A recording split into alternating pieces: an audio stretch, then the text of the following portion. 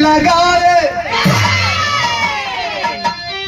मर्यादा कुल की तुम्हारे थे बिना मेरी मर्जी सगाई न करना पलंग कटी का लगाना न माथे।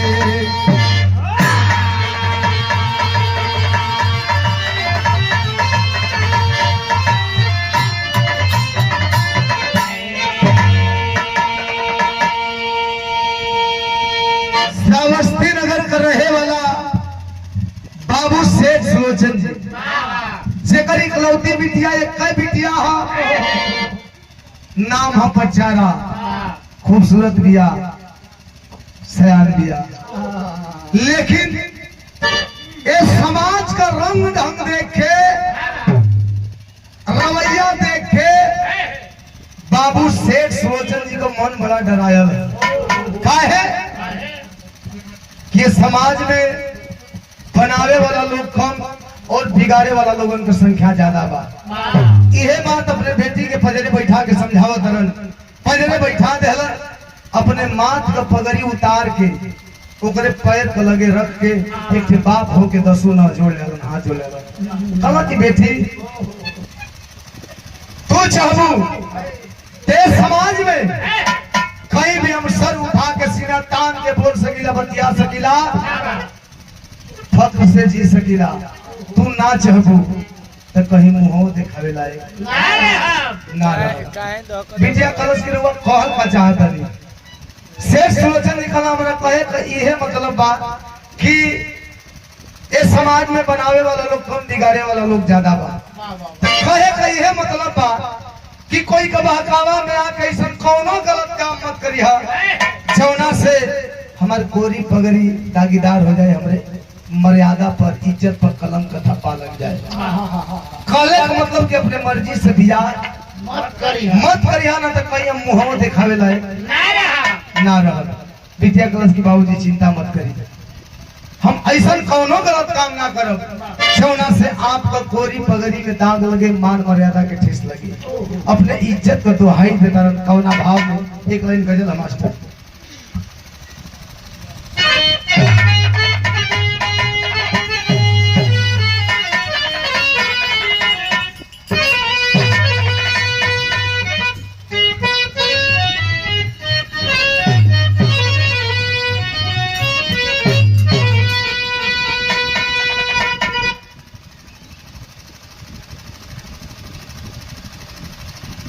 और दुल्हे राजा के बाबा और हमारे धर्म के बाबूजी पराग पक्ष से मलिकार महोदय आपके द्वारा सादर 500 रुपया पुरस्कार आशीर्वाद स्वरूप बहुत बहुत प्रणाम। सब भैया लोग के प्रणाम है, आशीर्वाद दे सके।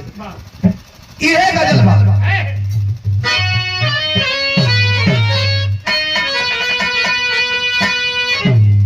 कोई आशिक अपनी बिछड़ती हुई मासूका से कहता है कि तू तो होत भोरे चल जाइबो, खैर एकरा में तार दोषो नहीं के, लेकिन एक हमर काम करिया। का कहले बा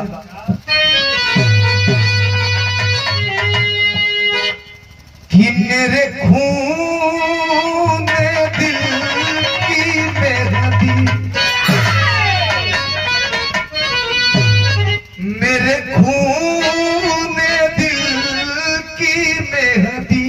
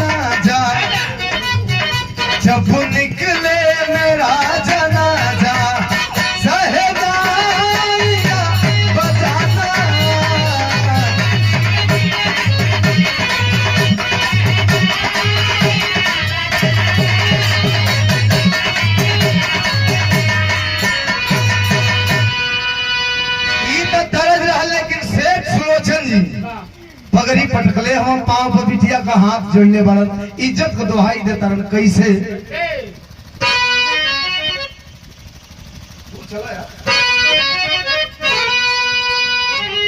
कि लागे कहीं ना दागी कि लागे कहीं ना दागी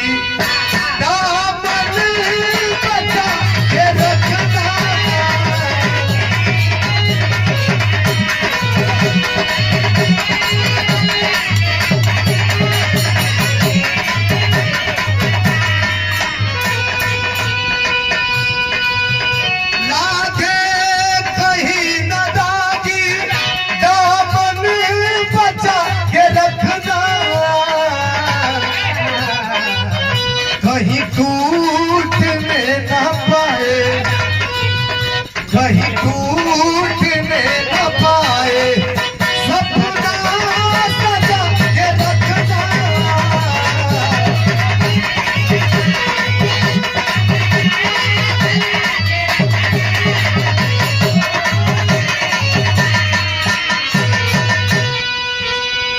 दुल्हे राजा के चाचा जी अजय यादव आपके द्वारा 60 के डेरा से बराती पक्ष से ये हजारों हजार रुपया का पुरस्कार बहुत बहुत प्रणाम सब भैया लोग के प्रणाम आशीर्वाद देव सभी खालन कि तू चाहबू तो शान से जी सकीला कोई से सीना तान के बतिया सकीला तू ना चाहबू तो कहीं मुंह दिखावे लायक बिटिया कलश की बाबूजी ऐसा मत सोची हम कौनो ऐसा गलत काम ना करब जौना से आपके मान सम्मान पे कलम का धब्बा लगे बाबू सेठ सुलोचन जी खुश हो गए और खुशी खुशी धंधा पे चल गए समय बीतत बड़े भैया लेकिन तनी सोचिए सब देखिए इहो एक इतिहास है ये कुल चीज नाच तमाशा में ना लेती है जवानी है हम कईला है जवानी के बस में सब रहल भाई कोई के बस में चाहे इंसान है चाहे भगवान भगवान ने धरती पर ना तब ये जवानी के बस में रहलन जवानी उनके बस में ये जवानी के ऊपर कवि जी बड़ा खूबसूरत भाव लिखता है तर्ज लगले मास्टर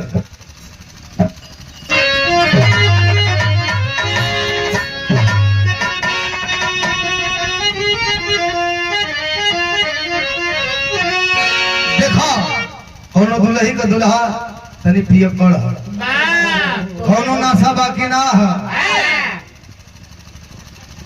एक दिन पार्टी हो गई कई जगह पार्टी अटेंड कर एक जगह गई तो अंग्रेजी मिल गई दूसर का जगह गई तो देसी भेटा गई तीसर का जगह गई तो बियर मार के फिट हो गई चौथ का जगह गांजा खींच रहलस अब पचवा जगह तड़ी खाना में पहुंच गई कुल कई प्रकार का पियलस भिन गई लोट गई बिहान खा देलस हुई जब घरे पहुंचल तो दुल्हिया ओरहन देतिया गुस्सिया के लेकिन गुस्सा में भी प्यार है कैसे कहे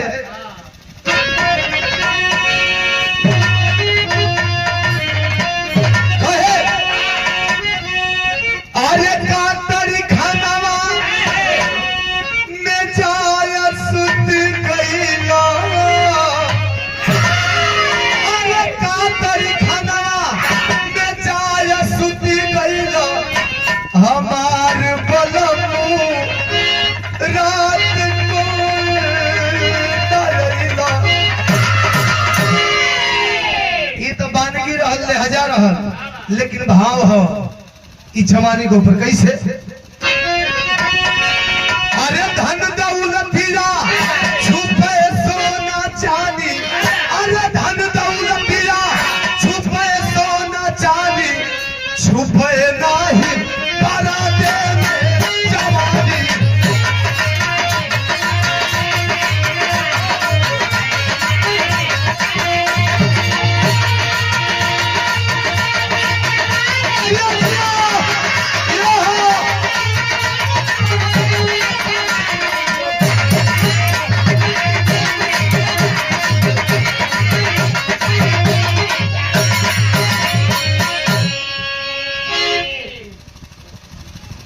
देखई पाहुन को पाहुन अने पाहुन को होल की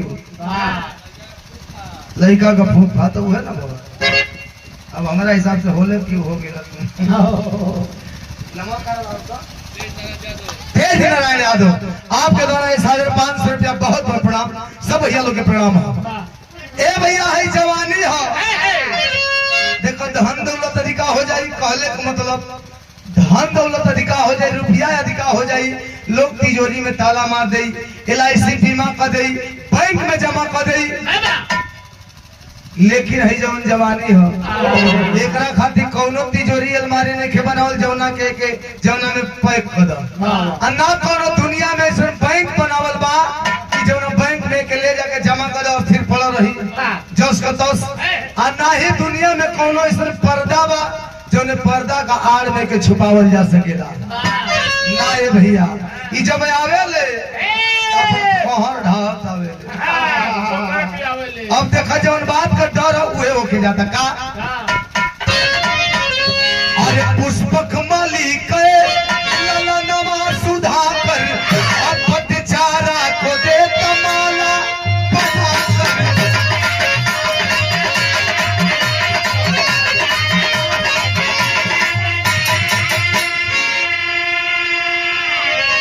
अरे डूब गई ने दोनों परमा के पानी डूब गई ने दोनों परमा के पानी छुपाए नहीं करा दे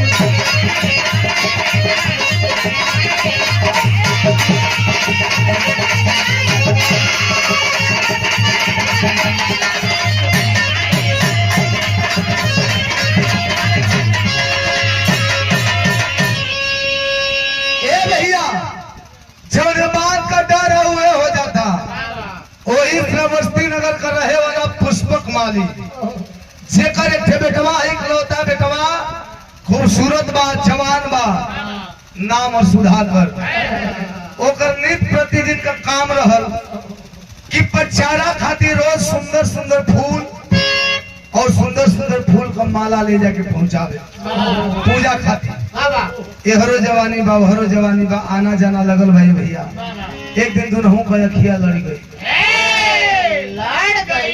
हाँ हो फूट गई नैनचार हो गई इस हो गई मोहब्बत हो गई जब प्यार हो गई तो बेचैनी दोनों ओर बढ़े लगल एक दूसरा के देखला बिना कोई का चैन ना हो यानी धीरे धीरे धीरे धीरे प्यार में जितनी भी हदें होती है पार होने लगी।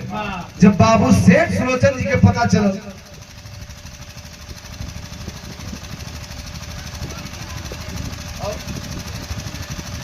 गुंजन और कीर्ति दोनों बच्चियां गौर से इस 200 रुपया बहुत बहुत आशीर्वाद से भैया लोग प्रणाम आशीर्वाद दे सके। ए भैया जब सुधाकर और पचारा का प्रेम कहानी के बारे में पता चलल पचारा का पिता शेख सुलोचन जी के माथे हाथ गले में कपारे कमाओ हम अपने कहा कि हम अपने बिटिया का पांव पर पगड़ी पटकली हो हाथ जोड़ लिए एक बाप हो गए लेकिन फिर भी हमारे इज्जत करके परवाह ना अगर हम नाचे तो हमारी इज्जत ना बची इज्जत बचावे खातिर करत काम तर्ज बदल गई।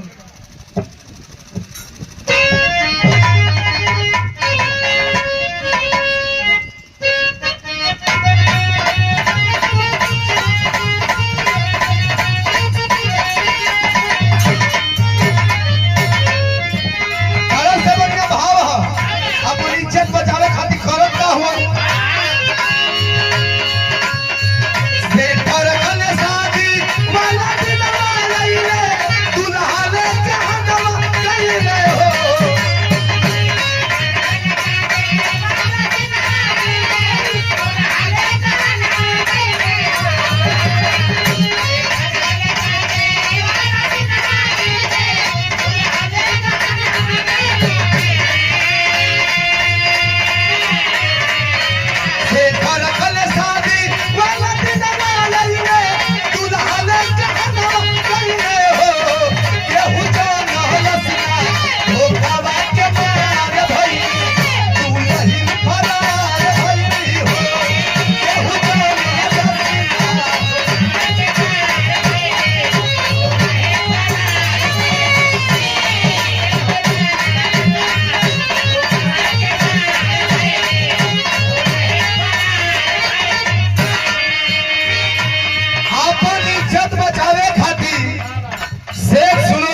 अपनी बिटिया को बियाह तय कर निमन घर भर देख के बियाहे के दिन दूल्हे राजा खूब बढ़िया से ठाट बाट से जैसे यहाँ बारात सज धज जाई लिया अपन दूल्हे राजा बारात तक आ गया द्वार पूजा लगल बा खूब खर्च कर बा खूब चाल पाल बा खुशी का माहौल है। लेकिन यह पचारा का कैलस कि घर में जितना रुपया पैसा रहल गहना गिठो रहल एक मोटरी में बांध के और अपने आशिक सुधाकर के संगे पिछला दरवाजा से फरार मचल हाहाकार कि सेठ सुलोचन जी का बिटिया पचारा भाग गई अपने आशिक के संगे। अब तो सेठ सुलोचन जी का मुंह करीखा न फुता गई कहीं मुंह दिखावे लाए तो सेठ जी का इज्जत तो बिगड़िए गई। लेकिन सुधाकर पचारा भागत भागत गई कहा पचारा सुधाकर बहुत दूर गई है घर में मजबूर गई है।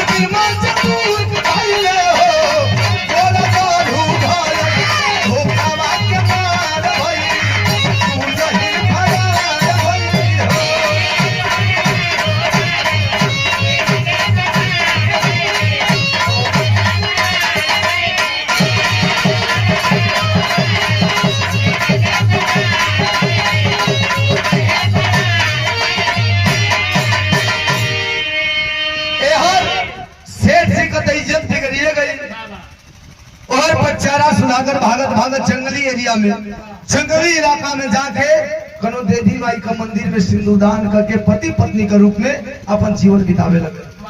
समय धीरे धीरे बीतत गए भैया। एक दिन पचारा उदास बैठल बारी सुधाकर के ओर से घूम फिर के ना देखना उदास का हो नैहर का याद सतावत का कहली कि ना जी जब सबके छोड़ के सबके त्याग के और हाथ बांधा के आगे रुआ साथे जीवन बितावे खातिर तो फिर पीछे मुड़ के कहां देखे के बाद। लेकिन हाँ चिंता है कौन चिंता कौन बात कहली कि जितना रुपया पैसा रहा खत्म हो गई जौन गहना की ठोरहल वो बेच के खा के नहीं जा वही में हम मम्मी बने वाली बानी तू पापा बने वाला बड़ा। अब तक समझ में नहीं ख्यावत कि जिंदगी की गाड़ी आगे कैसे बढ़ी। सुधाकर तना चिंता मत करा हमरा पर भरोसा करके जिंदगी बितावे का फैसला लेने बाड़ू तो से वादा कि हमरा जीवे जी तो के दुख के परछाइयों टच ना करी कैलन हका कभी जी तेरी के भाव नहीं कर।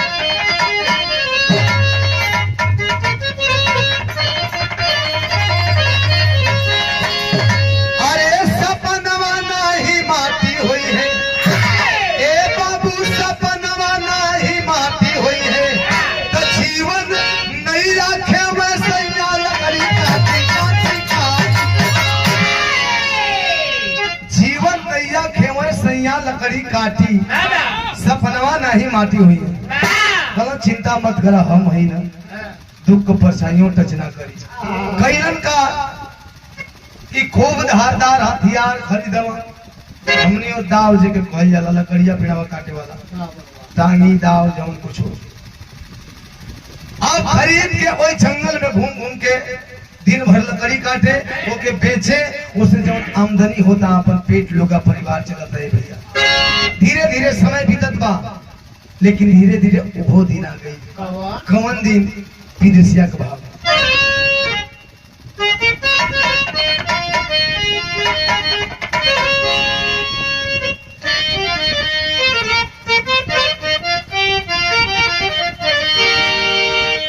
जैसे गर्भवती माई जानकी जंगलावा में असिया बहाई जोनो मवाली लाला नवा वैसे फट जाना एक लाल जाना मवाली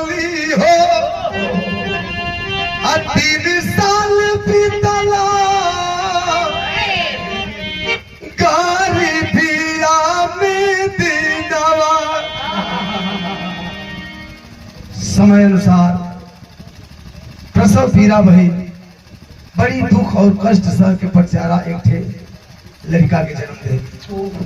जन्म देहला के बाद धीरे धीरे समय बीतत बा, 3 साल समय बीत गई, यानी वो लड़का 3 साल का हो गया। तब दूसरा गर्भ धारण कैली बात चारा जब कहली सुना कर ढाई की चारा नवा। 3 साल बाद दूसर का गर्भ जब धारण कर लिया, दुख बर्दाश्त नहीं हो, एक दिन जाके अपने पति सुधाकर का पांव पकड़ के आंख में आंसू बा, हाथ जोड़ के बिलखत तरीके से एक हमार निवेदन सुननी, खबर कुछ करी ना, लेकिन आज कुछ कहल जाता नहीं। क्या कहता नहीं?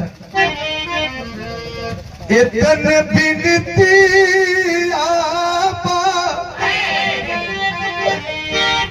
तो से हमार स्वामी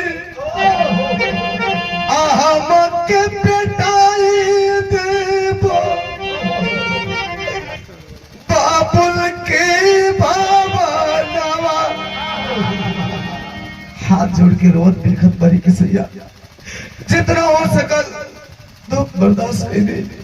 पहले एक लड़कों की पैदा के लिए, लेकिन अब दुख बर्दाश्त नहीं के वो काम करी कि हमके हमारे बाबूजी का लगे पहुंचा दे। हो सके तो वो चली, माना तनी गलती भइल बा, लेकिन छोट बचपन का जब मासूम चेहरा देखिए मम्मी पापा ने हमने की गलती भुला के हमने की माफ कर दिया, लेकिन हमके अपने बाबूजी के लगे पहुंचा दे। जब इतनी बात सुधाकर सुनला कहा कि तार कहल जायज बा, तारे में गलती नहीं है, लेकिन तरीके से एक हमार बात सुनला, समझावा तर्ज बदल के।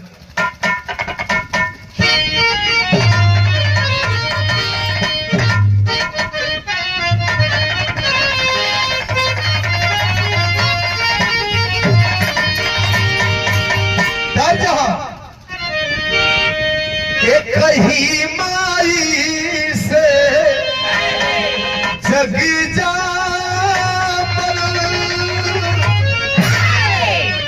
ये कहीं माई से जग जामल, केहू सुखिया केहू दुखिया री बा, ई भेद बड़ा ई भारी बा।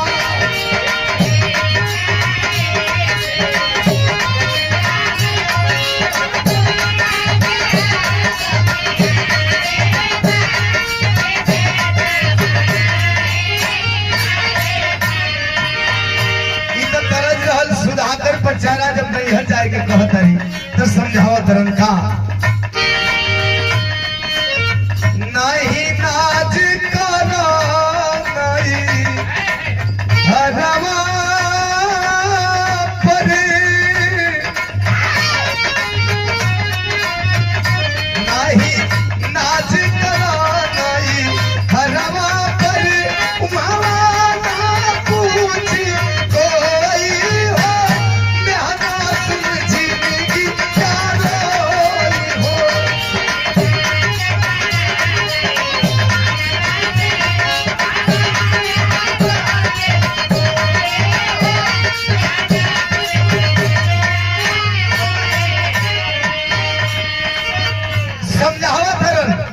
नैहर जाए कहतरू।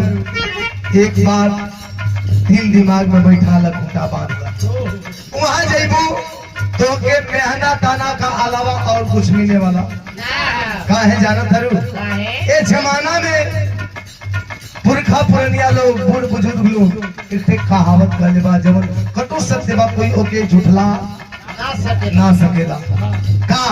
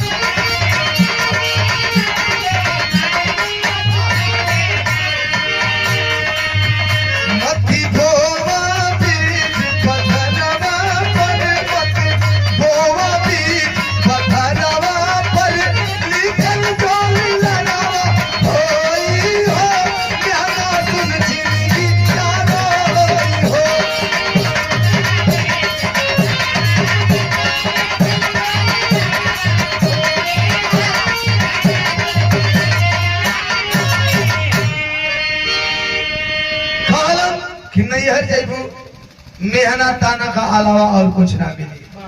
काहे के जमाना का लोग कहले बा पुरखा पुरनिया लोग कि बनले कसार बहनोई हो जगतिया में कोई नहीं। अगर बनल हो बाजार चमकल हो तो जहाँ कोनो रिश्ता का नाम निशान ना हो, फलाने का फलाने जन को ना हो, लेकिन बाजार बनल हो चमकल हो तो तुमके वो रिश्तेदार ना होते हुए भी अपन रिश्तेदार बहुत करीबी बताई है भाई मर्दे फलाने का फलाने इतवा मरी तबे ना हो। लेकिन जहाँ दिन बिगड़ जाला दूर को लोग तो दूरे रह जिए बाबू, लेकिन अपन खुनो अपन माने से इनकार कर दिला हो भैया। पत्थरे पर बीज बोने का कोशिश मत करा, ऊपर फलित ना होई पंथी ना, लेकिन प्रचार अपने जीत बबारी के तू चलबा तबो ठीक ना जाइबा तबो ठीक, लेकिन हम जाई कना ऐसे कैसे हो सकेला। हमार फर्ज रहल समझा देनी, ना समझ लू चला लिया के चल रहलन सुधाकर प्रचारा एक ठेला रिकावा जवना गोमरिया 3 साल जंगल का रास्ता भये भैया। आधा जंगल पहुंचला तब तक एकाएक मौसम में परिवर्तन, आंधी तूफान मूसलाधार बारिश चालू हो गई। ओई में जब प्रचारा का दूसरका गर्भ रहल, समय पूरा हो गल बा, प्रसव पीड़ा चालू हो गई, दर्द बर्दाश्त ना हुए, बेहोश होकर धड़ाम से गिर पड़ली। सुधाकर पड़ला बड़ा फेरा में कि अब हम का करी, मौसम भी खराब बा, तबीयत भी खराब बा, दिमाग काम ना करत था, लेकिन माहौल कैसा, दृश्य कैसा, तर्ज बदल गई।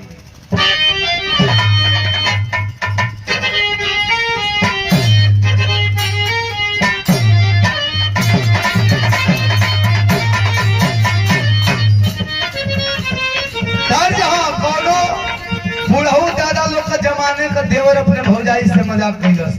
देखा आज का देवर अगर भौजाई से मजाक कर दिया सन तो 2 गो में एगो होई।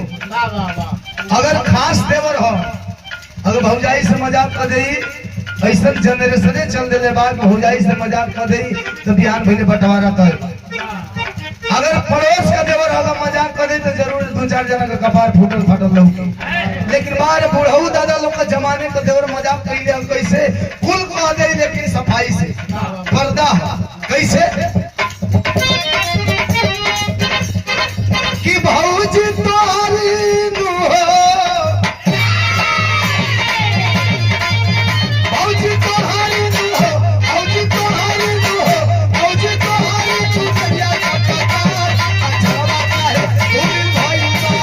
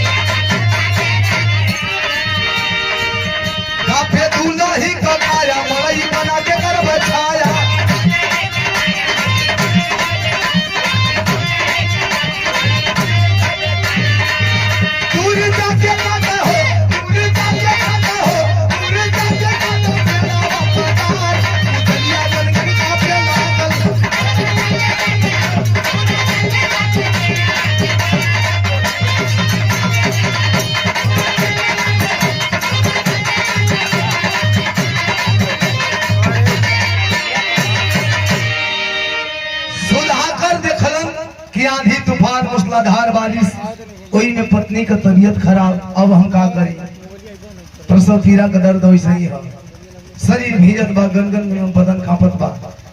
थोड़ी के देर में उनके दिमाग में उपाय आई कि जंगल में बटले वाली हथियारवा लकड़िया काटे वाला संगे है, काहे कि वह रोजी रोटी का आधार रहा। सोचा था कि काहे ना जंगल में से घूम के पातर पातर टहनी खूब गच्छिल पतई वाला झोपेदार पत्ता वाला काट के अब मड़ई टाइप का बना दे तो कुछ राहत मिली, फिर मौसम ठीक हो तो आगे बढ़ जाए।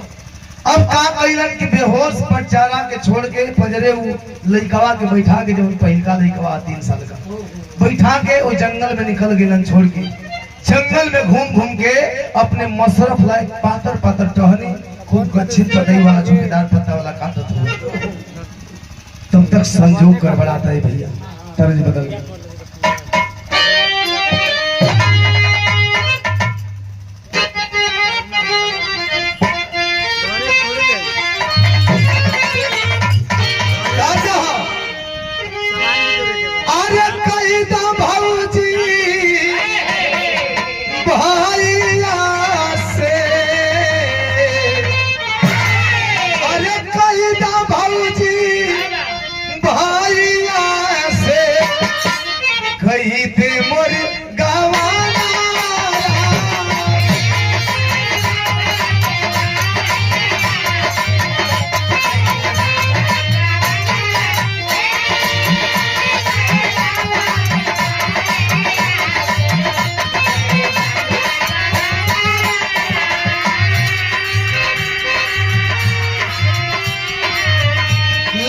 संजोग का गड़बड़ाता है भैया, पातर पातर टहनी काटा तरन का झील पतई वाला, तबले संजोग का गड़बड़ाया।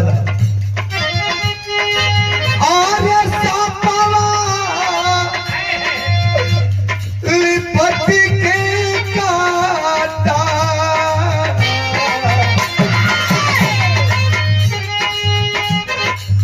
सापावा, लिपटी के काटा सापावा, लिपटी के काटा सुधाकर की माया हो।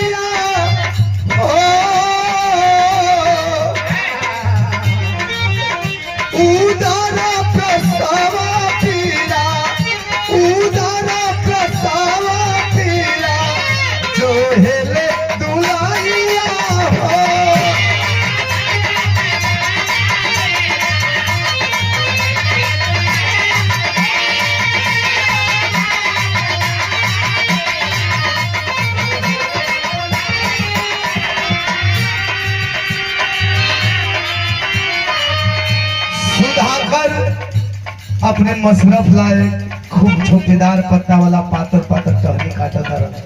अबे जरूरत पर पूरा ना भले भैया, तब तक एक टहनी पर जे वही वार कैलन हा, सर्प लपटाया हुआ था, हाथ में डंक मार दिया, बिसैला था, मुंह से गाज निकलने लगा। अब सुधाकर जिंदगी और मौत के बीच क्षणिक पल का मेहमान है, लेकिन थोड़ी देर के लिए सुधाकर को इसकी हालात पे छोड़ते चलते हैं पटचारा के तरफ। पटचारा जब बेहोशी हालत से होश में आती है, प्रसव का दर्द वैसे ही है, लेकिन देखती है पास में वो सिर्फ 3 साल का बच्चा बैठा हुआ है, पति का पता ही नहीं है। मन घबराए लगल, छटपटाए लगल, मने में कहत लगे प्रभु इतना खराब मौसम में गरम हो जंगल में हमर सैया अकेले कहाँ मिलन, हे प्रभु कोनो अनहोनी न हो जाए। लेकिन अनहोनी तो हो चुकी है। अब चलते हैं फिर सुधाकर की हालात पे। सुधाकर जिंदगी और मौत के बीच क्षणिक पल का मेहमान है, लेकिन किया क्या?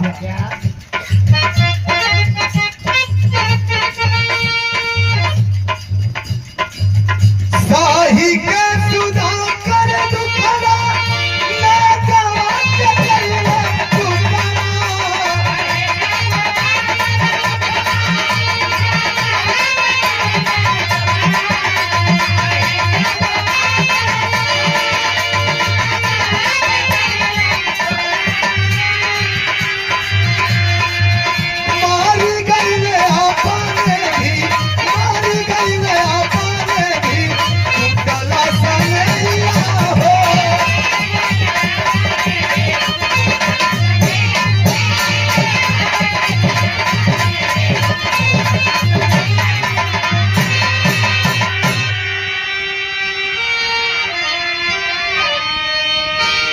सुधाकर जिंदगी और मौत से लड़ते लड़ते जिस हथियार से लकड़ी काट रहा था, टहनी काट रहा था, उसी हथियार से सर्प को भी मार दिया, काट दिया। सर्प भी मर गया और सुधाकर भी मर गया, इस दुनिया से अलविदा हो गया।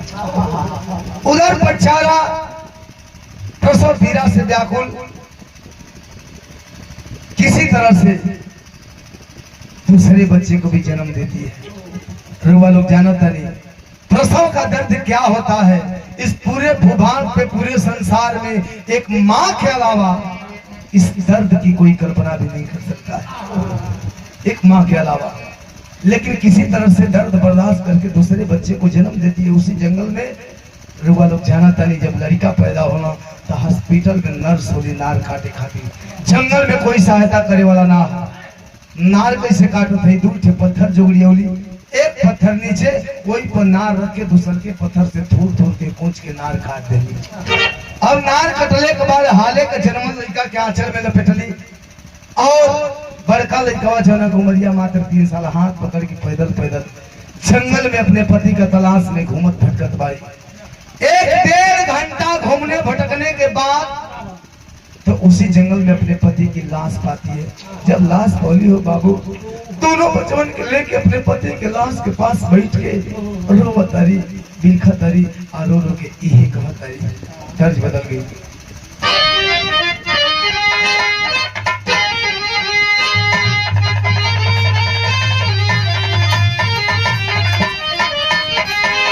माई बहन लोग आवे, अरे गंगा माई के ऊंची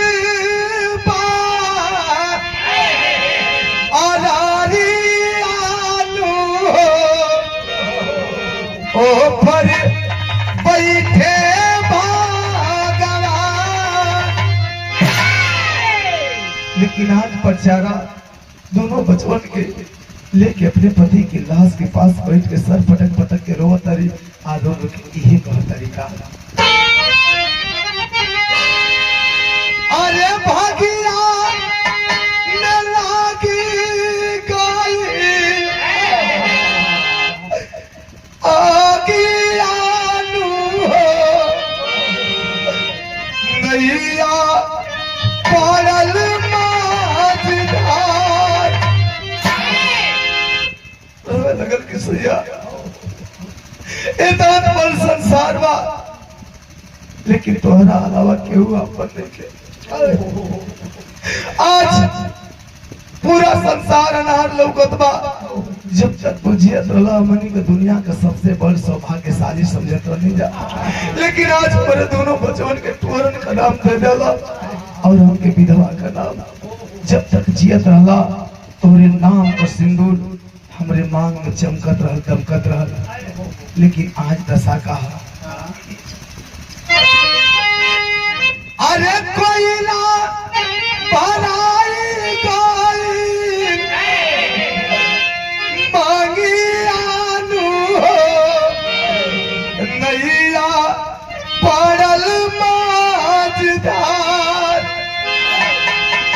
आज हमके विधवा बना देला। जौना विधवन के इस समाज देखल पसंद ना करे। अगर कोई के सामने हम पड़ जाए तो लोग ये कहे कि मारा कुलछनी या भागनी सामने पड़ गई, इतना भंग हो गई। इतना बड़ ताना बहना लेके, पहाड़ जैसन जिंदगी लेके, ये दोनों टोरन के लेके हम के करे सहारे इतना बड़ संसार में जियब जिंदगी बिताई। लेकिन वहाँ भला जा रोने धोने के अलावा कर ही क्या सकती थी, कोई रास्ता भी तो नहीं था। लेकिन रोने धोने के बाद उसी जंगल में देखती है पति की लाश के बगल में हथियार गिरा पड़ा है, जिस हथियार से लकड़ी टहनी काट रहा था। उसी हथियार से खन खोद करके आधा तिहार मिट्टी खरपतवार डाल करके अपने पति की लाश दफना देती है। दोनों बच्चों को लेकर के सोच रही है कि बच्ची खुशी जिंदगी अपने बच्चों के सहारे बिता लूंगी। दोनों बच्चों को लेकर के चली है। कहाँ चली है? बच्चवन के लेके चलली नहीं हर नगरिया, अब बिचावा में रोक लिया नसना दिया दारिया।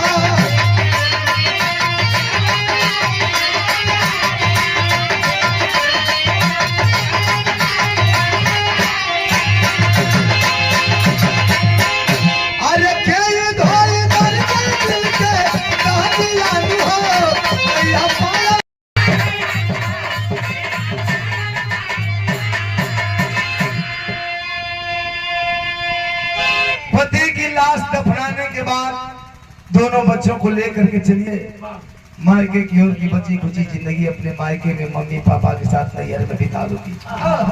लेके चला रही है भैया जंगलवा से जे वही बाहर रही तो बाहरवा देखत एक नदी है, नदी में पानी ज्यादा है, धार भी है। नदी के किनारे बैठ के रोवे लगली, झटके लगली कि बाहर प्रभु किस कलम से हमारी किस्मत तूने सवारी है, किस जुर्म की सजा दे रहे हो भगवान। अकेले होती तो कैसो नदी पार कर देती, फिर झूठे बचपन के लेके छोट छोट लड़कर के लेके कैसे नदी पार करी रो तारी झंखा तारी। तब तक उनका दिमाग में उपाय सुझल बा। कभी जी सोरठी भाव बनाओ था कैसे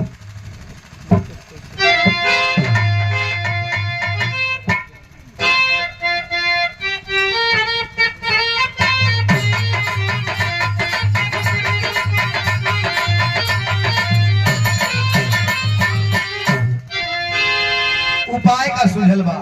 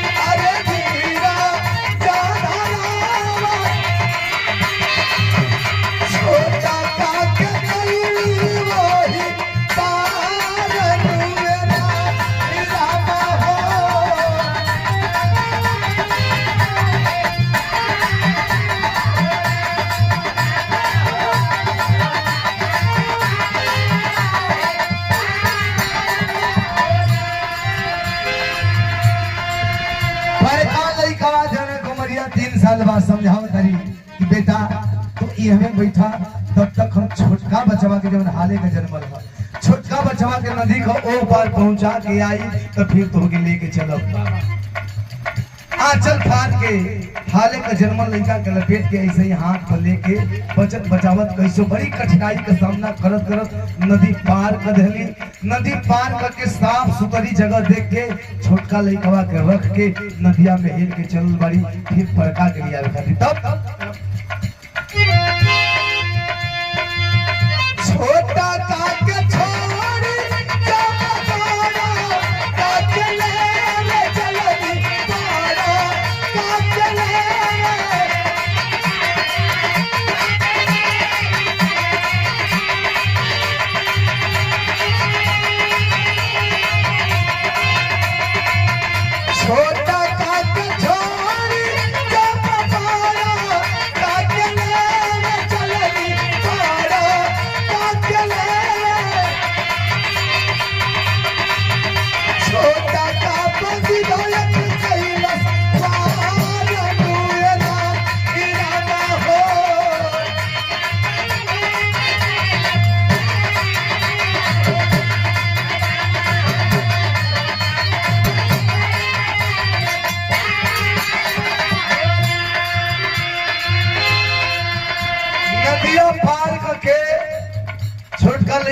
साफ सुथरी जगह देख के रख के नदिया में हिल के चलल बड़ी बड़का के लिए आवे खाती भैया कह जला माई के जीरा गाई कहो। नदिया में जब फल आगे बढ़े तब मुड़ मुड़ के देखा थी छोटका लड़कवा के कि हमार बाबू हमार सोना हमार कलेजा का टुकड़ा सही सलामत सुरक्षित हुआ ना।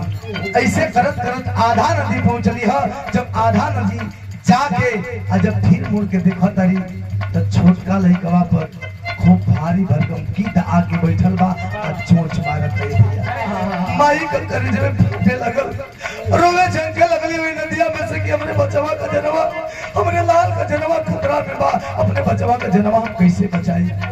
लेकिन माई नहीं मन कैसे मानी, बेटा का जान खतरा में है, जान बचावे खातिर करत का है।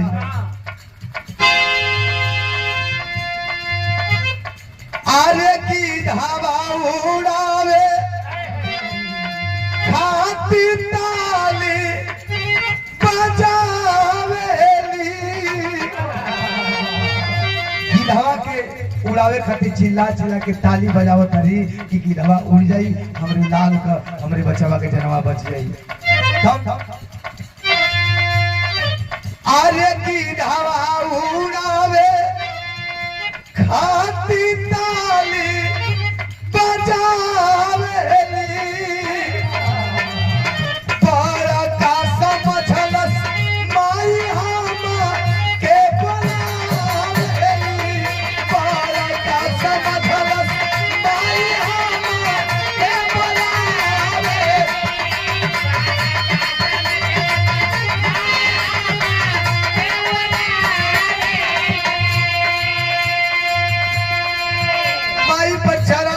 बजावे चिल्ला चिल्ला के ताली बजावत रही कि गिधवा उड़ जाई, हमारे बचवा का जनवा बच जाई। जब एक तलिया बजावे चिल्ला के गिधवा उड़े फिर बैठ जाए, फिर बजावत है गिधवा उड़ा था फिर बैठ जाता। 10-12 बार ऐसे कहला के बावजूद भी गिधवा भागल, खाली उड़े या बैठ जाए। गीत उड़ावे खातिर ताली बजौली चिल्ला चिल्ला के, लेकिन जो नदिया का ए पर बड़का लड़का मात्र 3 साल उम्र है, कहे के बड़ है 3 साल का लड़का को बुझिए कितना वो करे मन में गलत फहमी समा गई कि लगत हमर माई हमें बुलावत है। ये तो भारी मिस्टेक भयल कैलस का। नदिया में है गरम पानी या में गरम पानी या में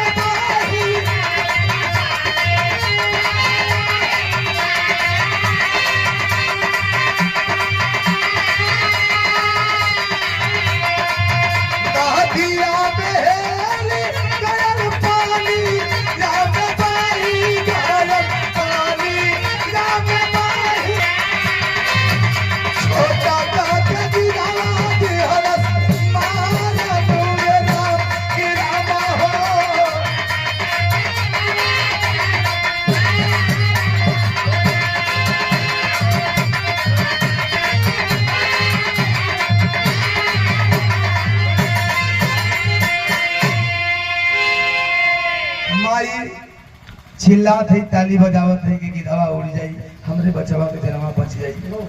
लेकिन गिधवा उड़ल ना, लेकिन नदी कहे पर बड़का लइकवा के लगल कि लगत हम आई हमें बुलावत दिया। जे वही नदी में हेलल भए भैया, नदी में तेज धारा बा, नदी की तेज धाराओं के साथ डूबने उतराने लगा, बहने लगा। माई पचारा का जब नजर पड़ल देखत है पर बचवा हमरे किया कर समझ में डूबत मन बहात मन कोशिश कैली कि बचवा बचा ले, लेकिन नाकाम रह गई। वह बड़ा बेटा देखते देखते आंखों से नदी की तेज धाराओं के साथ डूबते उतराते बहुत दूर निकल गया। माई रो तरी के बढ़ के बचवा के ना बचा बोली, कम से कम छोटका बबू आके बचा ली। जब घूम के देखा थे तो छोटका लड़का के गिधवा मार के खा गल बा, थोड़ा सा खून से लथपथ मांस का लुथड़ा लौकत भाई भैया। आज माई पचारा नदी के बीच तारा में खड़ा होकर रोला का अलावा और कुछ नहीं के सूरत कि बाहर प्रभु ये कैसी तेरी लीला है, किस कदम से हमारी किस्मत सवारी है। अब हमारे दोनों बचवा भी हमारे सपनों में आई है, दोनों बचवन के भी छीन लेला, हमारे सैया के भी छीन लेला। कौने पाप को बदला लेता रहा, कौने जुर्म को सजा देता रहा। रो रही है लेकिन रोने धोने के अलावा कर ही क्या सकती है। लेकिन बाहर पचारा फिर भी अपनी जिंदगी से हार नहीं मानती है। सोच रही है कि बची खुची जिंदगी अपने मायके में नैहर में मम्मी पापा के साथ बिता लूंगी। रोते धोते नदी से बाहर आई है, चलिए नैहर की ओर। जब नैहरवा के नजदीके पहुंचली, नैहरवा से पहले में एक थे बुढ़ऊ दादा से मुलाकात हुई। बुढ़ऊ दादा दूरे से देख के पहचान गईलन, पजरे गईलन, कहा बेटी तू सेठ सुलोचन की बिटिया पचारा हो ना? रोने लगी कि हाँ बाबा मैं हुआ भागन हूँ। बेटी रो रही हो, लग रहा है तुम्हारे ऊपर कोई भारी मुसीबत पड़ी है। रोती है, कहती है बाबा मुसीबत नहीं, मुसीबत का दुख का पहाड़ टूटा हुआ है। पति को सर्वनाश लिया, पति मर गए, बड़ा बेटा पानी में डूब गया और मेरी छोटी सी नन्ही सी जान को गीत मार करके खा गया। सोच रही हूँ बची खोची जिंदगी अपने मम्मी पापा के साथ बिता लूंगी। जब इतनी बतिया बुढ़ऊ दादा सुना था कोई फायदा नहीं, लौट जा वापस।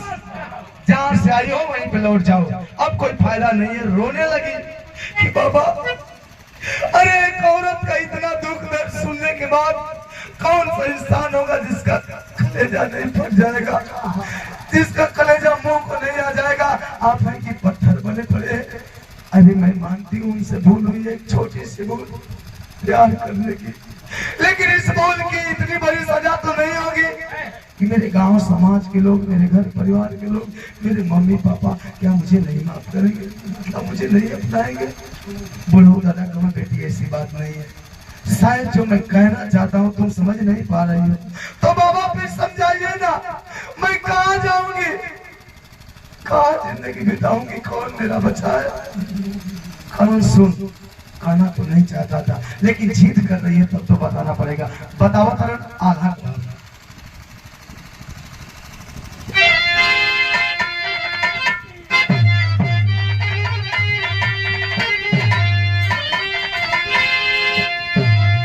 अरे विधि के विधान कोई अरे कबहू न बदले बेटी,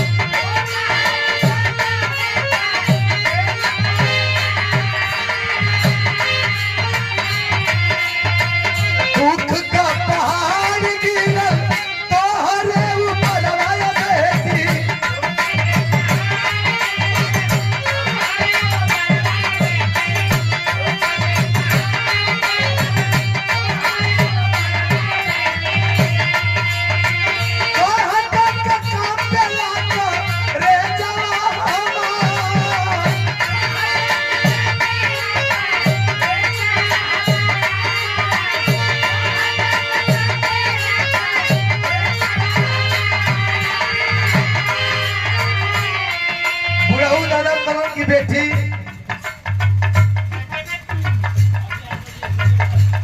अजय यादव जेसीबी ड्राइवर, आपके द्वारा 100 रुपया भैया के प्रणाम, सब भैया लोग के प्रणाम। कलन की बेटी एक बात दिल दिमाग में बैठा लेना, खोटा बांध लेना, जो विधि का लेख होता है, जो विधाता ने लिख दिया, जिसके माथे पे जो लकीर खींच दिया, उसे कोई माई कलाल ना ही बदल सकता है और ना ही जो होने को रहेगी हो जाएगी कोई टाल सकता है। ना कोई माई कलाल पैदा हुआ है और ना कभी पैदा होगा।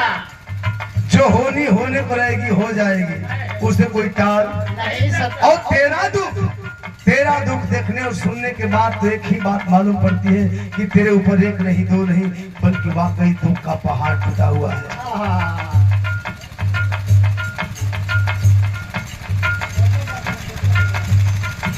अजय यादव हार्वेस्टर के ड्राइवर 50 रुपया भैया के प्रणाम, सब भैया लोग के प्रणाम। जो होने को रहेगी हो जाएगी, उसे कोई टाल नहीं सकता। और तेरा दुख तो वाकई में दुख का पहाड़ है, एक तो दुख नहीं है, लेकिन तेरे ये दुख का मैं बयां करूं मेरी हिम्मत नहीं है, लेकिन अगर तुझमें सहने और सुनने की क्षमता है तो सुन, बता रहा हूं। बताओ धर्म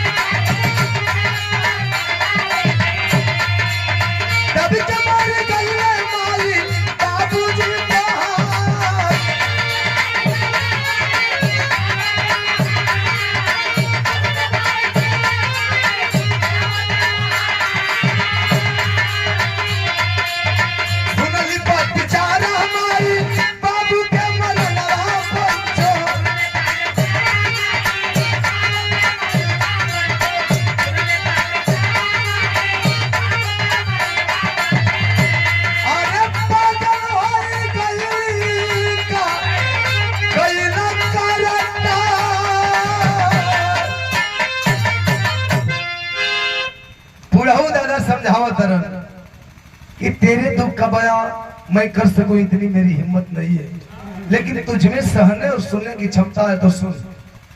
जिस तूफान से तू लड़ के आ रही है, जिस तूफान को तू झेल के आ रही है, उसी तूफान ने पूरे नगर में उथल पुथल कर दिया, हाहाकार मचा दिया। और उस तूफान के चलते तेरे जीवन में क्या क्षति हुई पता है तुझे? उसी तूफान के चलते तेरे घर के पीछे जो बरगद का वृक्ष था तेरे घर पे गिरा, जिसके चलते तेरा घर गिर गया, जिसके चलते जिस घर में तुम्हारे माता और पिता दब करके दोनों मर गए। कौन बचा है? कौन तुझे पनाह देगा? क्या इस समाज के रवैये के बारे में तुझे नहीं पता है? इसलिए मैं तुझे बार बार कह रहा हूँ, जहाँ से आई हो वापस लौट जाओ, तेरे लिए लाख गुना बेटर और बेस्ट होगा। जहाँ से आई हो वहीं पे लौट जाओ। ए भैया, पति मर गया, दोनों बच्चे मर गए, माता पिता भी मर गए। जिस जिंदगी में, जिस इंसान के जीवन में 5-5 मौत का सदमा हो, वो 24 घंटा के अंदर में, एक ही दिन में, भला कैसे बर्दाश्त होगा? पर चारा के साथ भी यही हुआ, सदमा बर्दाश्त नहीं हुआ, दिमागी संतुलन बिगड़ गया, पागल हो गई। और जब पागल हो गई तो सदर भाव में कभी नहीं खत्म। अरे फाड़ फाड़ फेंक डाल तनवा के बरसाना,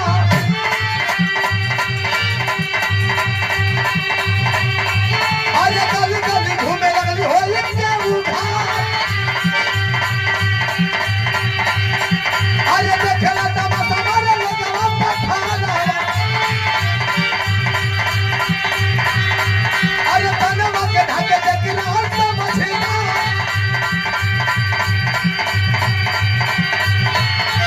अरे घूमत घूमत बदल गई जतवना, अरे जहाँ भगतन के रहे भीड़ बढ़िया, भगवान बुद्ध उपदेश देते रहे, अरे पागल के देखी सब पाए मारी माँ।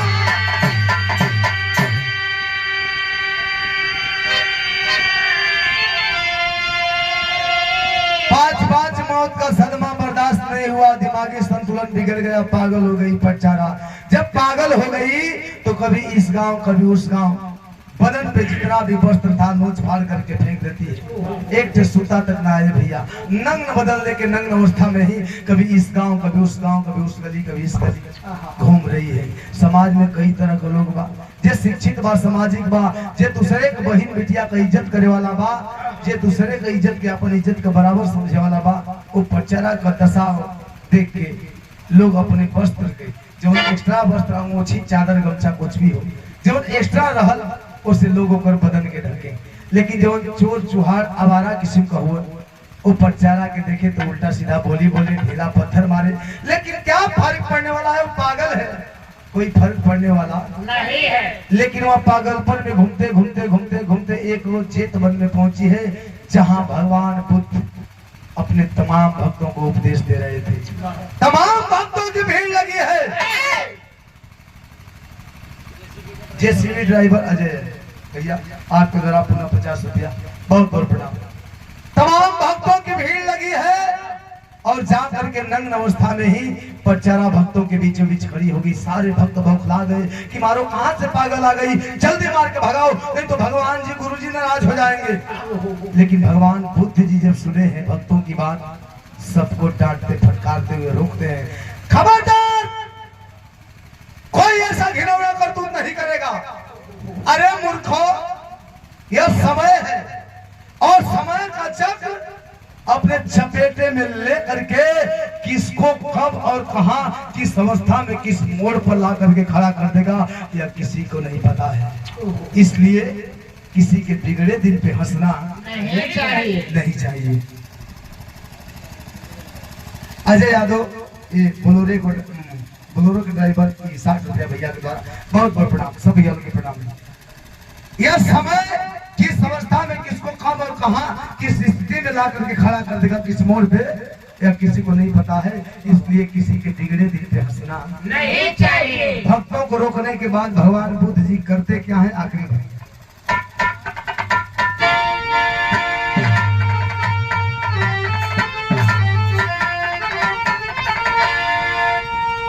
भगवान बुद्ध कुल पूजा बतिया लग जा हमारे छतिया धर्म के बिटिया।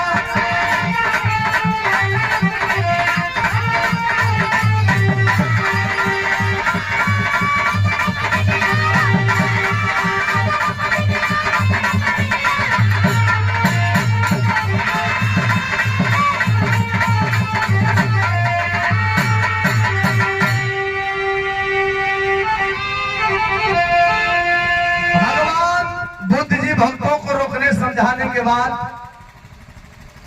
पटचारा को इशारा करते कि बेटी आओ मेरे पास।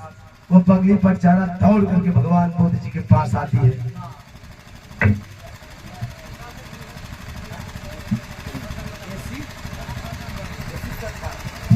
ऐसी सरकार दूल्हे राजा के भाई 100 रुपया आशीर्वाद बा सब भैया लोग के प्रणाम बा। भक्तों को रोकने समझाने के बाद कहते हैं बेटी आओ मेरे पास। पटचारा दौड़ करके भगवान बुद्ध जी के पास आती है। जो वही पास आती है तो रखे माथ पर हाथ बुद्ध जी चादर उसे उड़ा के अरे पागलपन सब दूर हो गया। तब कहीं होश में आके कहीं से दिया ठोक के ढाक दिया धर्म का बिटिया। जो वही पास आती है अपने बदन का चादर उतार करके भगवान बुद्ध जी उसके बदन को ढक करके जैसे एक बाप अपने बेटी को सीने से लगाता है, सीने से लगा ली, सिरवा से लगा के ऐसे ही मथवा पांथवा फेर देवा।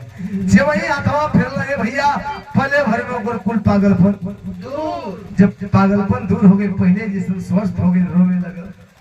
हाथ जोड़ के गोड़ पर गिर गई प्रभु क्यों आपने मुझे नरक भरी जिंदगी वापस दिया। अरे जिसके जीवन में ना कोई अपना बचा है और एक औरत के लिए अबला के लिए सबसे अनमोल था थी उसकी इज्जत और आबरू होती है। जब वही नहीं है वही लूट चुकी है मैं कौन सा मुंह लेकर के समाज में जी पाऊंगा, कौन सा मुंह दिखाऊंगी। इससे तो बेटर होता आप मुझे मौत दे दिए होते। जब इतनी बात सुने भगवान बुद्ध जी तो बोल पड़े क्या बुद्ध क्या लेकर आई थी दुनिया में था थी। अरे इस दुनिया में माया मोहनी अरे सबको नाचना चाहती जैसे हो दूर जातिया धर्म का बिटिया।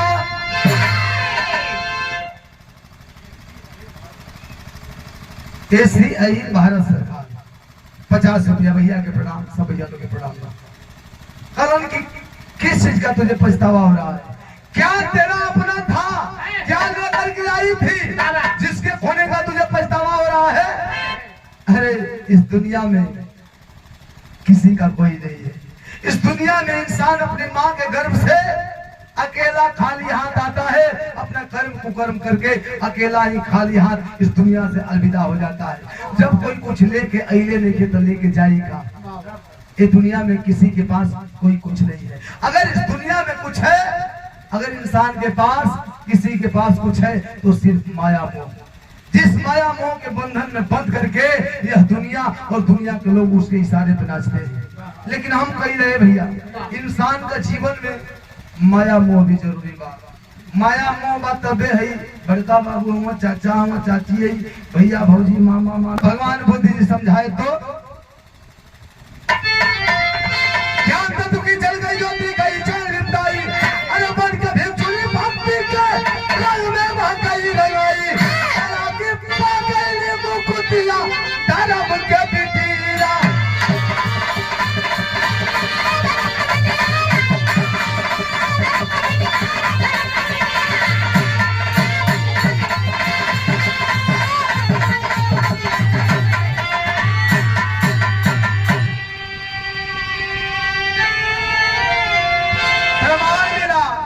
भगवान बुद्ध जी के उपदेश के द्वारा पटचारा को ज्ञान प्राप्त हुआ और उन्हीं के चरणों में उसे भक्ति और मुक्ति दोनों प्रदान हुई। हमारा कहने का मतलब ए भैया इंसान का जीवन में 24 घंटा होगा।